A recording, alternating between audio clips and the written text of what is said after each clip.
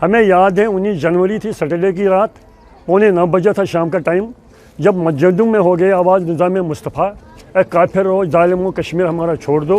Where do you get the data point that 40% of India is infested by Maoists? I mean, cite the source. Okay, so the speech you are referring is about 2-3 years old, right? I don't know, 2015 or 14 ki wo hai. Right, when we made the film in 2011, this was the data, 40%. From where? From where? Government of India. You do your research, you'll find out. I've got it here. The government of India actually... Today, listen to me, today it's come down. It may not be 40%. At the peak, okay, at the peak, it was... We had 106 districts out of about 600 districts. This is the government of India data. Yeah. That were impacted by Maoism. That doesn't mean all of them were completely overrun by Maoists. 26. When you made that speech, the number was down to about 44 districts. When you say 40% of India infested by Maoism, that means half of India तो हाथ से निकल गया. Yes, निकला हुआ है, आपको पता नहीं है बात. Now the thing तो is... आप मुझे 40% का बताइए, कहाँ से आपको ये आया? आपने एक स्टूडेंट्स को बताया. हमने रिसर्च किया है.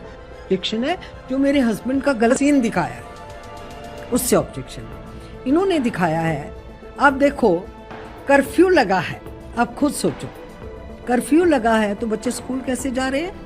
ये पिक्चर बनने से ना मेरी घर वापसी हो सकती है, ना मेरे देश का कोई समाधान हो सकता है, ना मेरे जम्मू कश्मीर का कोई समाधान हो सकता है. कि कश्मीर में कश्मीरी मुसलमान जो हिंदुस्तानी हैं उनको भी मारा गया, वो नहीं दिखाया गया है फिल्म में. Genocide is an attempt to destroy a sect of people in whole or in part. The difference between genocide and other violent crimes is when victims are targeted for belonging to a stigmatized group. Recent credible international reports warn that India is on the verge of genocide, the gravest of crimes against humanity. Genocide is not a new concept in India. Over the years, there have been many calls for genocides. Right from the pre-independent India to the most recent call for genocide against Muslims by right-wing extremists. Among some of the most horrific genocides are the 1966 anti-cow slaughter massacre that started when Hindu organizations agitated to demand a ban on the slaughter of cows in India, and the agitation soon turned into violent acts. The 1969 Gujarat riots, where the communal violence between Hindus and Muslims resulted in the killing of hundreds of people. 1984 anti-Sikh riots, following Indira Gandhi's assassination by her Sikh bodyguard, which killed more than 3,000 Sikhs in New Delhi and an estimated 8,000 across the country.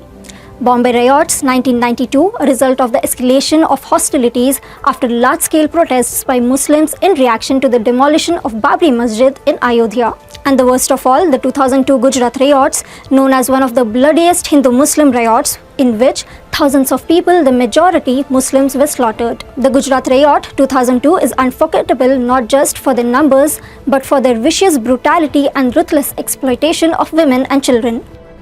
A recent much talked about film on genocide in Kashmir has brought the unhealed wounds of Kashmiri Pandits into the spotlight. A film that was ignored by everyone before its release has now stunned everyone with its overwhelming response at the box office. The Kashmir Files.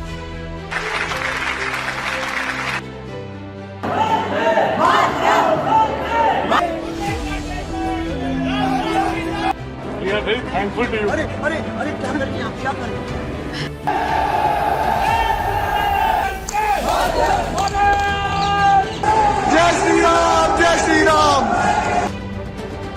रात तक कश्मीर छोड़कर जाने को कहा. हमारे लोग मर रहे हैं सर. कश्मीर चल रहा है. Vivek Agnihotri's directed movie The Kashmir Files gained momentum at the box office with each passing day. The film, starring Anupam Kher, Pallavi Joshi, Darshan Kumar and others, is based on the exodus and killings of Kashmiri Pandits in the valley in 1990s.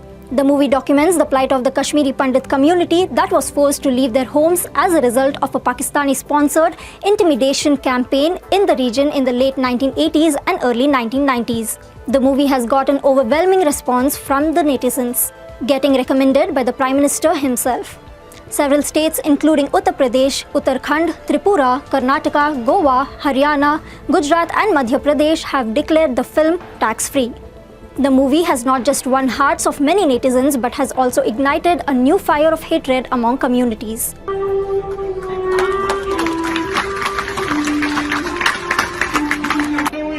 जो 20 साल 25 साल से कम है, अगर हर लड़का एक मुसलमान लड़की से शादी करना शुरू कर दे तो 3 पीढ़ी के अंदर इनकी जनसंख्या आधे से कम हो जाएगी. कि लड़कियों से शादियां करो, इनके बच्चे पैदा करना कम करो।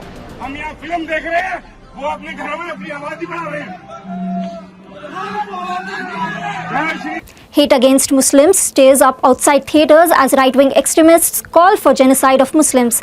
However, such calls are not new, and the most recent hate speech and call for genocide were given at Haridwar Dharam Sansad. Perhaps it is for the first time that open calls for Muslim genocide are being given in a public place.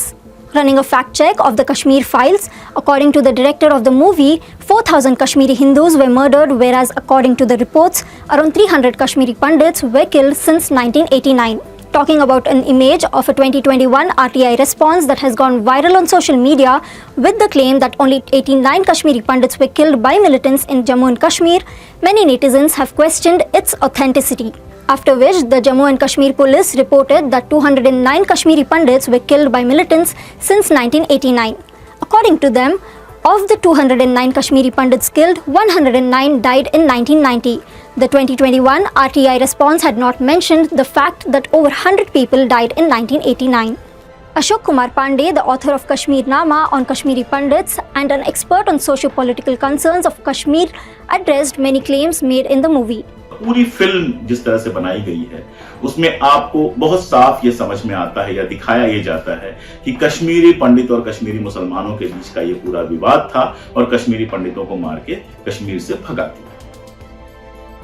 इसमें एक बड़ा तथ्य वो छुपा जाते हैं। वो तथ्य क्या है? वो तथ्य ये है कि उस माहौल में सिर्फ कश्मीरी पंडितों की ही नहीं, कश्मीरी मुसलमानों की भी हत्या हुई थी। अगर मैं आपको बताऊं कि जो पहली राजनीतिक हत्या हुई थी 21 अगस्त 1989 को, वो किसी हिंदू की नहीं हुई थी, वो नेशनल कॉन्फ्रेंस के एक कार्यकर्ता मोहम्मद यूसुफ हलवाई की हुई थी।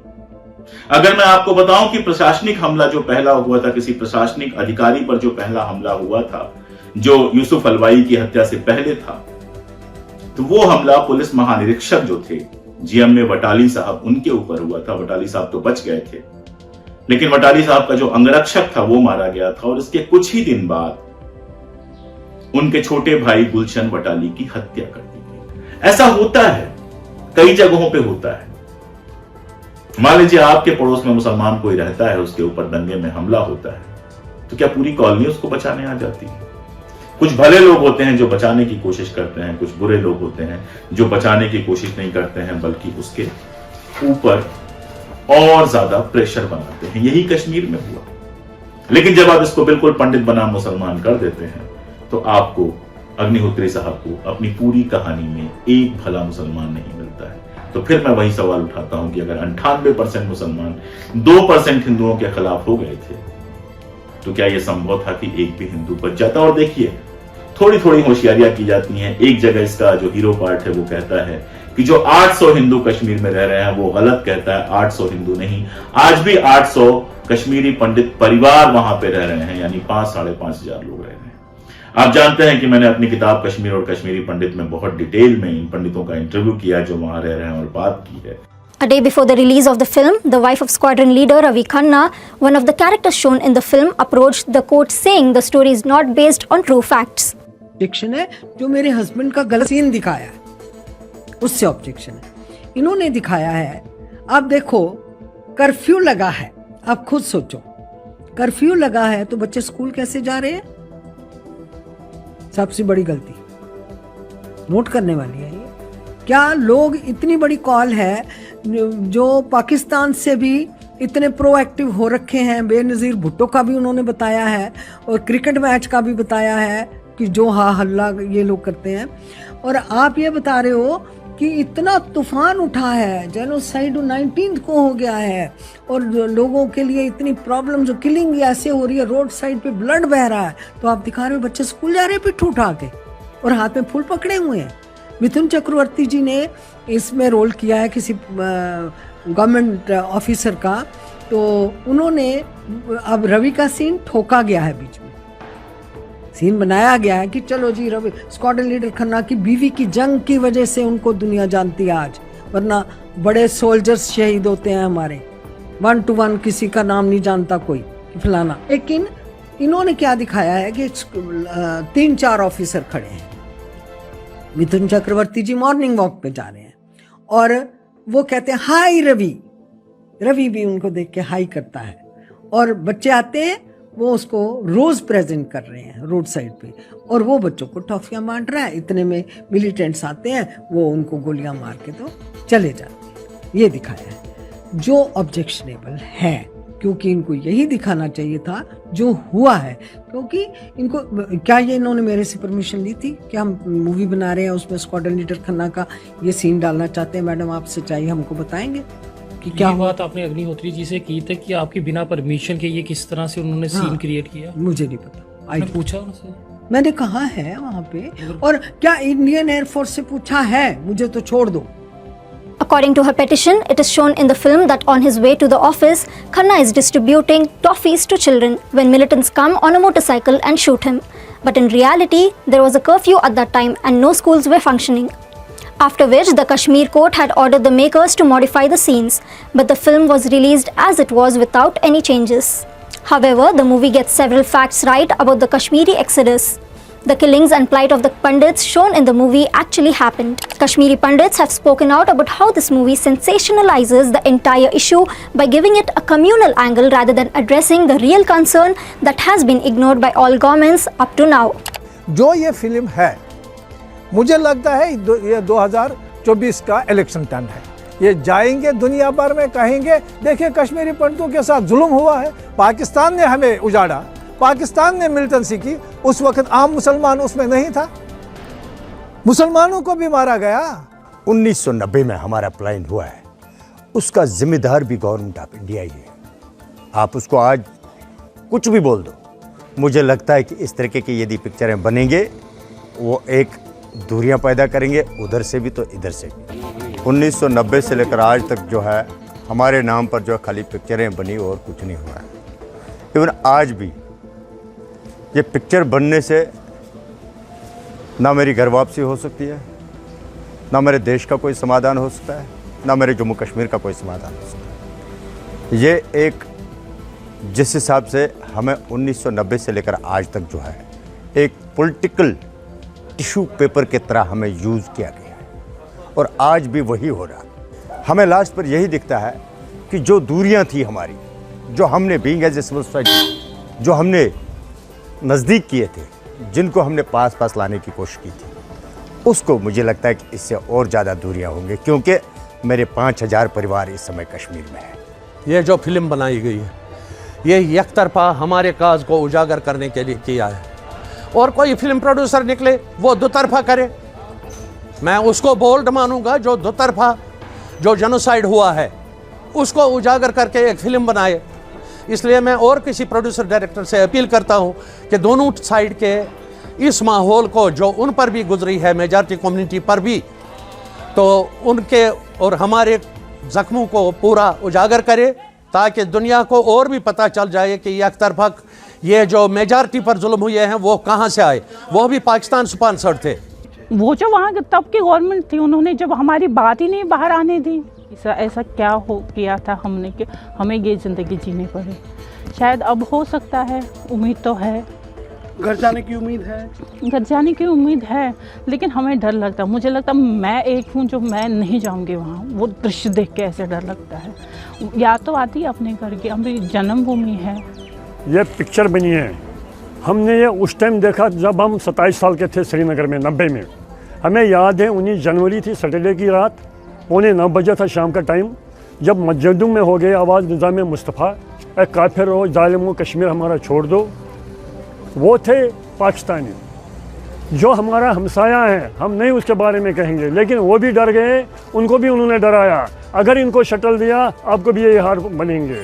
देखिए जो ये फिल्म है बेशक सही है, कश्मीरी पंडितों के साथ जुल्म हुआ है, हमें मारा, हमें घसीटा गया, हमें वहाँ नारे लगते थे कि आप कश्मीर छोड़ दो, लेकिन इसमें यह भी होना चाहिए था कि कश्मीर में कश्मीरी मुसलमान जो हिंदुस्तानी है उनको भी मारा गया, वो नहीं दिखाया गया है फिल्म में। और जो सिख मारे गए हैं वहाँ मिलिटेंसी की वजह से, उसको नहीं फिल्म में जोड़ा गया है।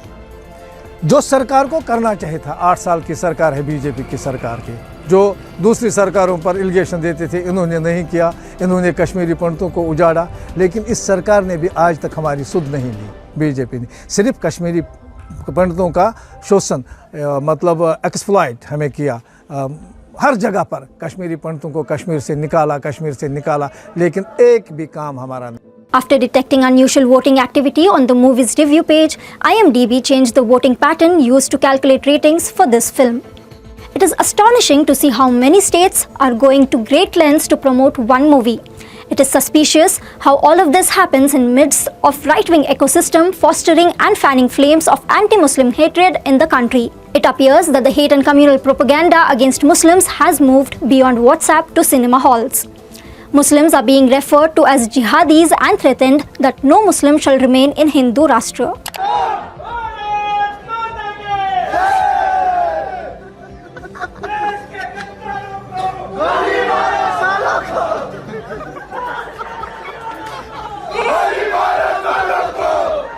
Why was the same appreciation not shown by the government or any activists to the movie Firak? Firak narrates the suffering of the people who were victims and silent observers during the chaos of 2002 Gujarat riots. They find themselves deeply affected in a way that changes their lives forever. In 2020, when Shikhara was screening, netizens erupted in a show of mass outrage against film director Vidhu Vinod Chopra, asking for a boycott of the movie. In his movie Shikhara, Chopra suggested Kashmiri Pandits should forgive the Muslims in Jammu and Kashmir for driving them out of their homes in 1990. When the Kashmir Files can be declared tax-free, why was Parzania banned? Parzania is a 2005 movie that was inspired by a true story in which a Parsi couple attempt to find the son who tragically went missing in Gujarat riots. The theatre owners of Gujarat had banned the screening of Parzania after right-wing extremists had attacked cinema halls, and the then Gujarat government led by Narendra Modi had turned deaf ears, giving a clear sight of double standards.